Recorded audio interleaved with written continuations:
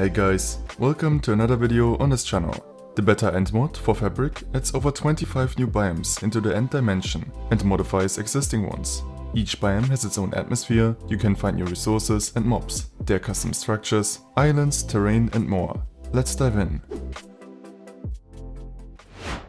Let's start with the biomes. Amberlands is a forest with large twisting helix trees and a tall vegetation. Helix trees can be crafted into many building blocks. In this biome you can find amber ore, which I will explain later in detail. Carnia plants can be turned into dye. The new glowing pillars can be broken for seeds and new lanterns. The land's leaves for seeds, and amber roots for seeds and food. Blossoming spires are islands and floating spires covered in pink and blue foliage. There are tenanea trees that can be crafted into building blocks, bulb vines which can be farmed and turned into different lanterns, and blossom berries. These berries drop their seeds and can drop blossom berry, which can be eaten. Furthermore, silk moth nests can be found in this biome. Chorus forests are islands with chorus plants and large mushroom-covered trees. Small ponds, as well as some biolocite ruins, can be found here. There are perfadendron trees, which can be crafted into the usual building blocks, chorus plants, which now look much cooler, and chorus mushrooms, which can be broken for seeds and chorus mushroom that can be eaten or cooked. Crystal mountains are hilly islands with glowing crystal peaks of aurora crystals that can be farmed with a pickaxe to receive aurora crystal shards. These shards can be used to craft lanterns and are really important for the infusion mechanic that I will explain later in this video, so make sure to farm a lot of them. Dragon graveyards feature glowing mushrooms and broken pillars of mossy obsidian, as well as a diverse vegetation.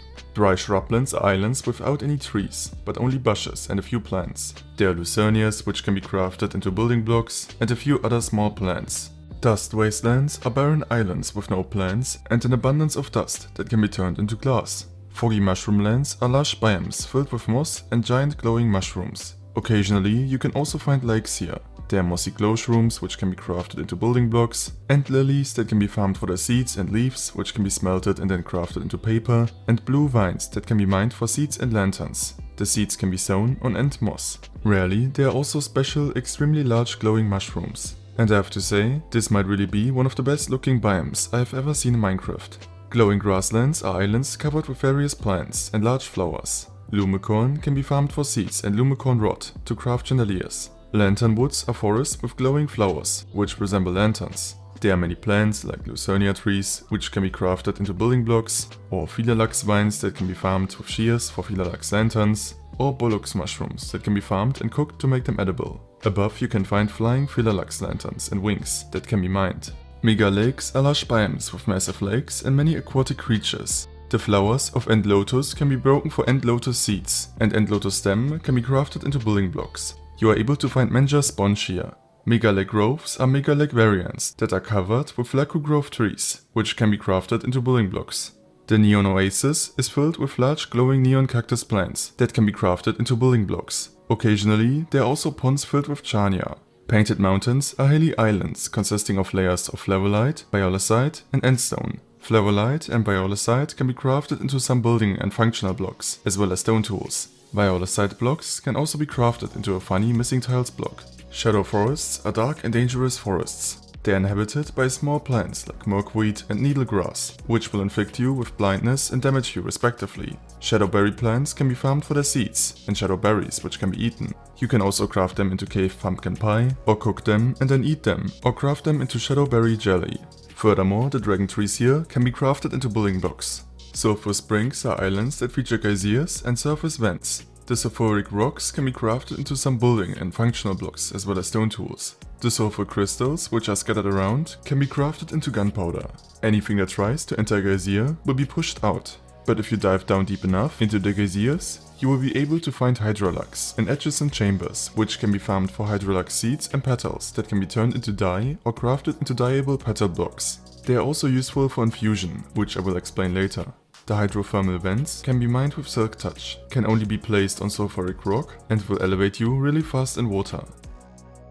Umbrella jungles are filled with moss and giant mushrooms. Jelly shroom and umbrella trees can be crafted into building blocks. The jelly shroom cap as well as umbrella tree membrane blocks act like slime blocks. Umbrella tree clusters can be mined for a light source, or right click with a glass bottle for umbrella cluster juice that can be drunk to fill up your hunger bar. Umbra valleys look like out of a horror movie. They contain umbrolith, which can be crafted into building and functional blocks, as well as stone tools. And many umbrolith blocks are covered with palladium, which is a sort of mycelium. Ice starfields will generate in the sky.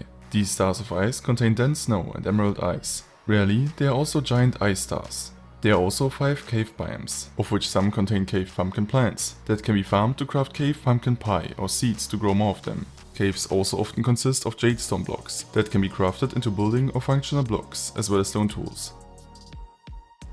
Let's take a look at the mobs. Copozoa are passive glowing mobs that can be found in bodies of water in foggy mushroom lands, mega lakes, mega lake groves, and sulfur springs. Their color depends on the biome.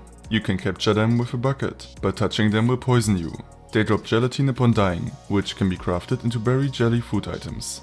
Dragonflies are passive glowing mobs that can be found in foggy mushroom lands, mega lakes, and mega lake groves. They don't drop anything upon dying. Antfish are passive glowing mobs that can be found in foggy mushroom lands, mega lakes, mega lake groves, and sulfur springs. Their color depends on the biome, and you can capture them with a bucket. They drop antfish upon dying that can be eaten or cooked and then eaten. Ant slime come in 4 variants depending on the biome they spawned in. They are hostile, similar to overworld slimes, and spawn in emberlands, chorus forests, foggy mushroom lands, mega lakes, and mega lake groves. They drop slime balls upon dying. Shadow walkers are human-like hostile mobs that will stalk you. When a shadow walker touches you, it will inflict the blindness effect. They spawn in shadow forests and don't drop anything. Silk moths are insects that can be found in blossoming spires among the Tinanea trees. They are passive and drop silk fiber upon dying. Moreover, silk moths live in nests like bees do. The nest can be farmed with your hand. If you right-click on the filled silk moth nests with a shear, you will receive silk moth matrix that can be used to craft a silk moth hive. This hive will act like a nest. That way, you can build your own silk moth farms. As you enter the end dimension, you will immediately realize that there are new ender ore, thalassium ore, and flavolite blocks scattered around basically everywhere you go.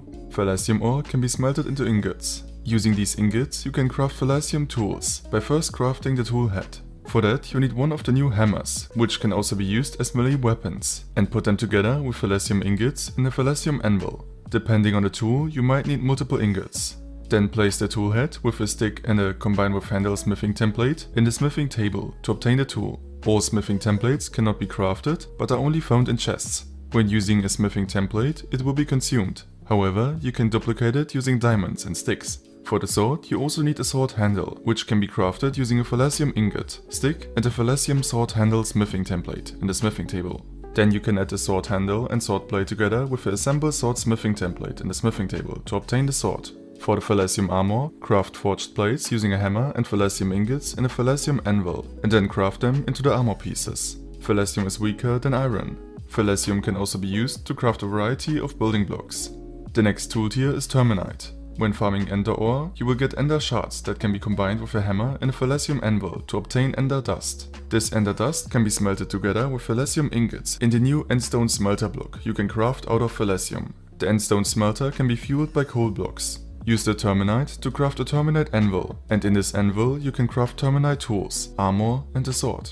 The process is exactly the same as before, just with terminite ingots this time, a diamond or above level hammer, and a terminite upgrade smithing template for the terminite sword handle. The terminite armor is slightly weaker than diamond, but has knockback resistance, and the tools have almost the same stats as diamond ones. Terminite can also be used to craft a variety of building blocks. Combining terminite and netherite in an endstone smelter will give you the next tool tier, Eternium. Build yourself an Eternium anvil, and then you will need an Eternium smith hammer. Craft a leather stripe using leather, combine it with a stick into a leather wrapped stick, and then put an Eternium ingot with a hammer in the Eternium anvil and craft a hammer head. Combine both with a combine with leather handle smithing template in the smithing table, and you get yourself your hammer. With this hammer, you can now craft the tool heads as before, with Eternium ingots in the Eternium anvil, and combine them with leather wrapped sticks and the combine with leather handle smithing template in the smithing table. For the armor, create Eternium forged plates in the anvil, and combine them with the corresponding terminite armor pieces, and the Eternium plating smithing template in the smithing table. For the sword, use the smithing table to make the handle out of a terminite ingot, leather wrapped stick, and terminite upgrade smithing template. And then combine it in the smithing table with the assemble sword smithing template and Eternium sword blade, which can be made like the other tool heads. The Eternium equipment is even stronger than netherite. An armored elytra gives you almost the same protection as netherite armor, has even more knockback resistance, and can be made by combining an elytra, eternium ingot, and eternium upgrade smithing template in the smithing table. Finally, let's take a look at infusions. First, you need to craft 8 pedestals of a block of your choice. Then, craft an infusion pedestal. Place the pedestals around the infusion pedestal in a circle like I did. And now you can use this construction to create new items. Use just enough items to see all the recipes, and then simply place down the items as seen in the recipe. The infusion will automatically begin if all items are placed correctly. Note that the upper material in the recipe is always pointing north, so you need to watch out for the cardinal direction.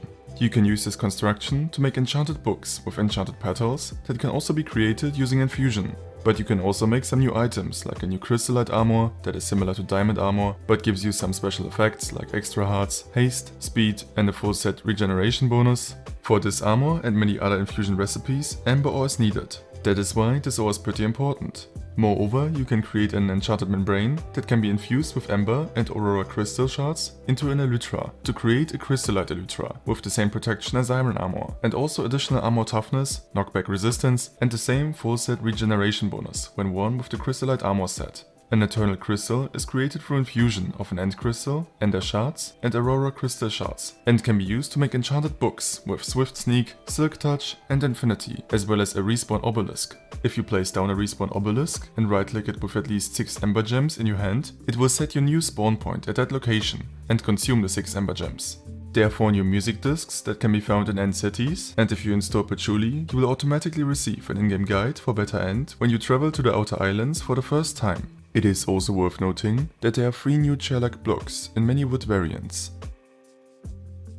Furthermore, there are a few structures. End villages contain many building blocks you can collect. However, there are no villagers. Below end villages in a cave underground, you might find a room with a respawn obelisk. You might also find an old and abandoned ruin of a former portal. This portal rune is incomplete, so you need ruined flavolite that is created using infusion of polished flavolite and aurora crystal shards and rebuild the portal. When the portal is complete again, place down an eternal crystal on each pedestal in the structure and the portal will open again, creating a permanent passage that lets you travel between the end and the overworld. This is it for this video. If you enjoyed the video, feel free to leave a like, comment or subscribe. Thanks for watching and I'll see you next time.